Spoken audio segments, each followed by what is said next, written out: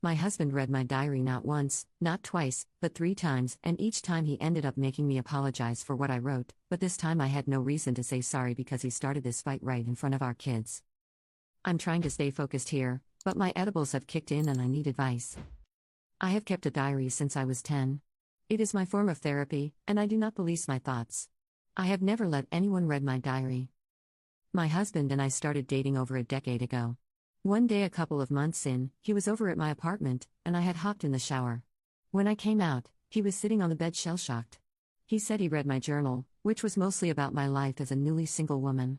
He told me it really stung to read all that. But wait. Hold on. How'd you find it?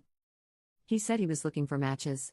He couldn't tell me why he kept reading even after he knew what it was, but his apology was sincere and I forgave him. Not too long after that, things got messy. He started getting either very sad or very angry while referring to things he read. His feelings were so intense that I started apologizing for my thoughts. Anyway, we got married. A decade later, I was thinking of a divorce and wrote a ton to process my thoughts about some sensitive topics. Again, he stumbled upon my journal and read it all. I was pissed, but he convinced me that he would never do it again. Besides, he was really hurt by the things I wrote, and I felt bad.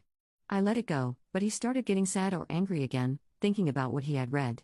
Once more, the intensity of his feelings led me to apologize for my thoughts. Now here we are, married with kids, setting up Scrabble on a Friday night.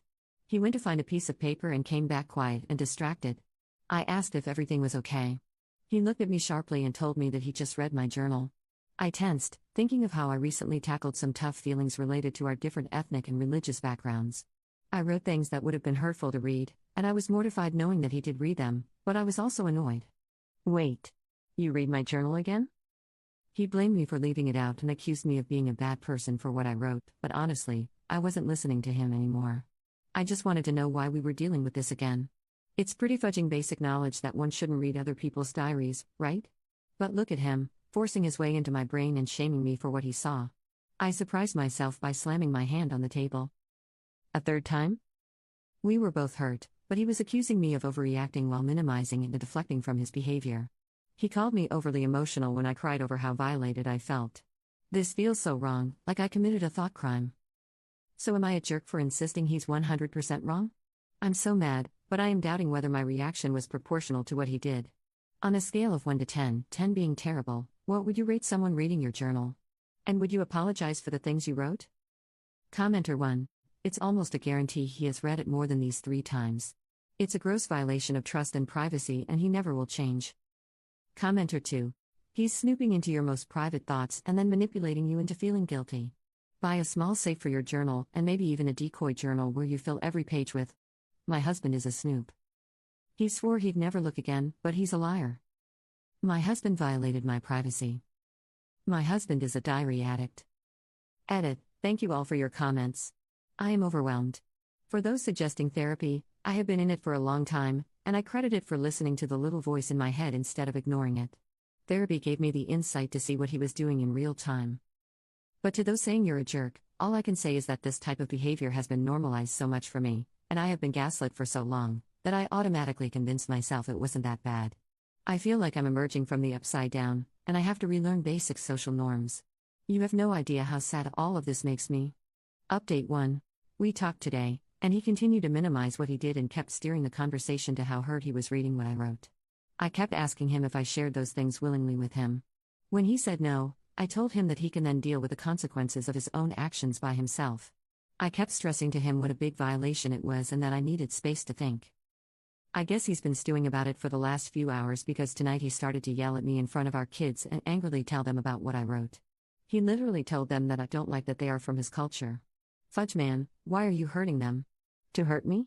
I was pleading with him to stop and trying to cover his mouth. The kids were shrieking and sobbing, and he was yelling and wild-eyed. The chaos of tonight just broke me. I had flashbacks of my childhood, screaming and crying on the stairwell, watching my dad go after my mom. Long ago, I had promised that I would never put my kids through something like that. I tried to get them out of the house since he wasn't stopping, but we only got as far as my car where the 3 of us sat crying while I kept apologizing to them and trying to reassure them. God, how did I get to this point? Update 2. I will keep the update itself brief. The kids and I are safe, and I am divorcing my husband. The incident that I posted about was so jarring that I could no longer downplay the abuse. I understood then that it would be so much worse for my kids to grow up in a household like that than to grow up with divorced parents. I did want to take this opportunity to talk to the people who seemed flabbergasted that I had not left him earlier. I know Reddit can be cruel sometimes, but to shame someone for staying in an abusive relationship is just so ignorant.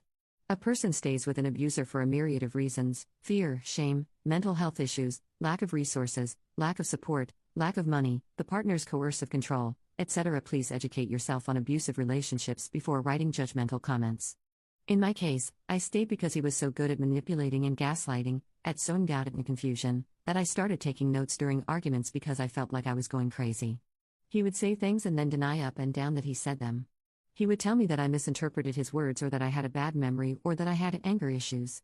Meanwhile, he was the one punching at walls, breaking things, lying, and following me from room to room as I was trying to get away from him. After years and years of this, I left only when I saw how much staying would hurt my kids.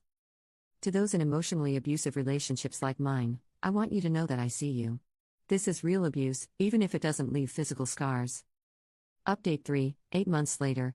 In May 2022, I took a break from my marriage because my husband's verbal abuse was escalating. He moved out for a few weeks. Some of the things that he said during our last fight, but had said many times before, were that I'm a failure, no one likes me, and I'm socially awkward. I have a graduate degree, I make good money, and I have friends, but I still believed him. During our separation, I signed up for a dating site. This was not to date or hook up with anyone, and I did not meet up or talk with anyone. It was only to see if I was really as undesirable as he made me out to be. He was wrong, I felt better about myself, and I deleted my account. Like Ross from Friends, I thought this was okay since we were on a break. I recognized that I should have set ground rules with my husband during the break, and I apologized to him about that. We tried to work on our marriage, but, as those who read my other posts know, I'm divorcing him. This time during our separation, we set ground rules.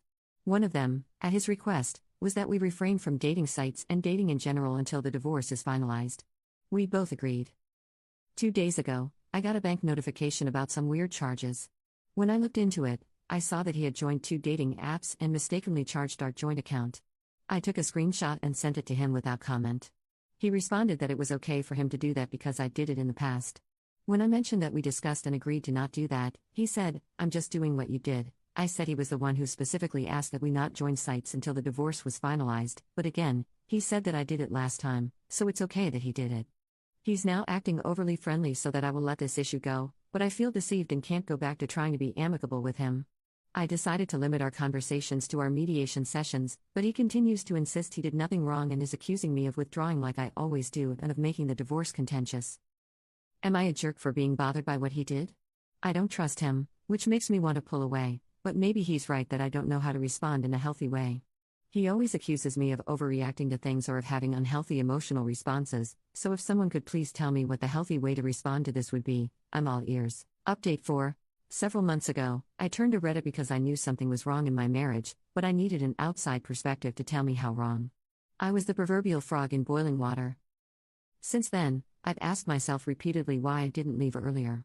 Then I remembered that I did try to end things a couple of months after we started dating. He was love-bombing me, and I felt smothered. When I told him that I wanted space, he was devastated. I see now that that was the turning point. I prioritized his feelings over mine. I gave him the benefit of every doubt. I convinced myself that the red flags I was seeing were aberrations. It hurts thinking about how much precious time I wasted on him. Here's my update. Then, I moved into my new place 2 days ago, our home closed escrow, and the details of our divorce are finalized. These past few months were a unique kind of hell, but I am now bursting with hope and happiness. I am finally free of him.